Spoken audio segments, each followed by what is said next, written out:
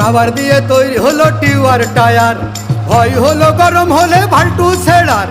gear মারলেই চলে বলে হুশ থাকে টায়ার, স্টারিং ধরিয়া যখন চালাই ড্রাইভার, তেল মোবিল সব পুরাই গেলে তেল মোবিল সব পুরাই গেলে রিং পিস্টন গুঁড়ো হয়ে যাবে,